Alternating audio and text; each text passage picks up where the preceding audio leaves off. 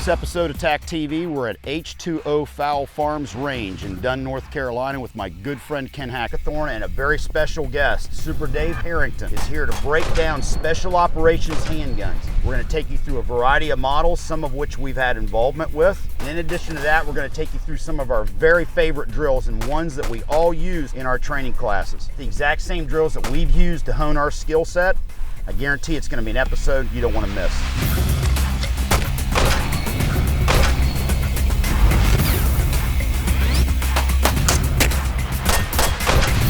If you think about it in the real world, particularly in the military and also in law enforcement, special operations are really the guys that are on the cutting edge of using a handgun.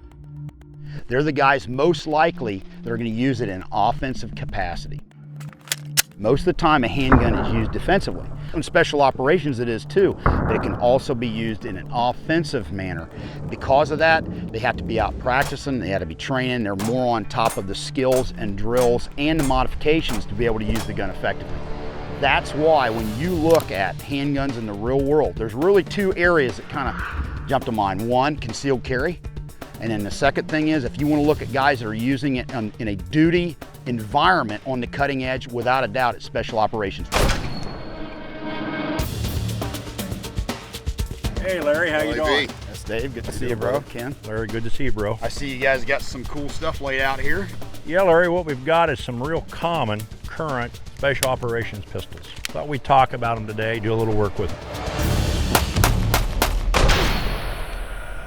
All right, kick it off, Ken. Well, let's talk about really the special operations kind of as we know it today, especially as popular as it is, really kind of kicked off in the 70s when terrorism kicked off in Europe. It was a real big issue. So the pistols we picked today kind of represent what's going on in the world today. Mm-hmm.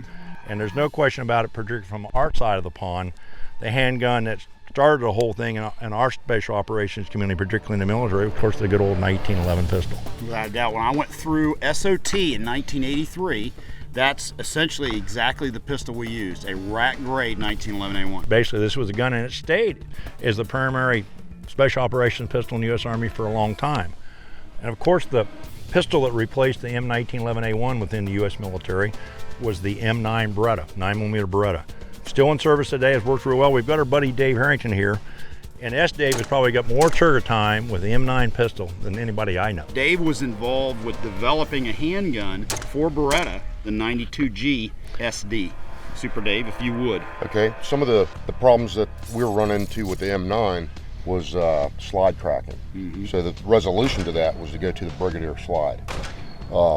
I was instrumental in convincing them to develop a light rail frame. That was the first light rail frame they did for the Beretta, right? Absolutely. Other than the light rail, the safety decocker is now just a strict decocker only, because the primary issue with that from an M9 standpoint was when you perform immediate action with the M9, you come to the slot and you put the safety on. It's a killer gun. You did a good job on it, Dave. All right, Ken. This is the new Sig Mark 25. It's the exact pistol that the U.S. Navy SEALs currently issue. One of the things they had to do, because of their constant involvement with saltwater, is they've had a number of the internal parts of the gun had to either be phosphated or galvanized, something to protect them from saltwater. Of course, the slide stainless steel, the frame's aluminum, but the most advanced thing about it is, of course, is it's now got a Picatinny type light rail, and it's a true Picatinny rail. Very nice gun, high quality, and if you want to own a SIG, this is a real good pick. Now, we talked about the SIG. Let's talk about the gun that it replaced in certain special operations units, the Browning High Power. Yep. This gun is set up, I know, by Wayne Novak, Novak's 45 shop, and this is essentially an FBI HRT spec high power. Bingo. You know, Larry, we both know at one time this pistol ruled supreme around the world. It was the most commonly encountered service pistol, and certainly for a lot of special operation units, this was a popular gun. Oh, absolutely. Community. It still is to this day. Hey. Now, this happens to be a MUSOC 1911 built for me for my collection by a armorer out of the weapons shop in Quantico. Right. And it's built to essentially identical standards that they issue to the MUSOC Marines.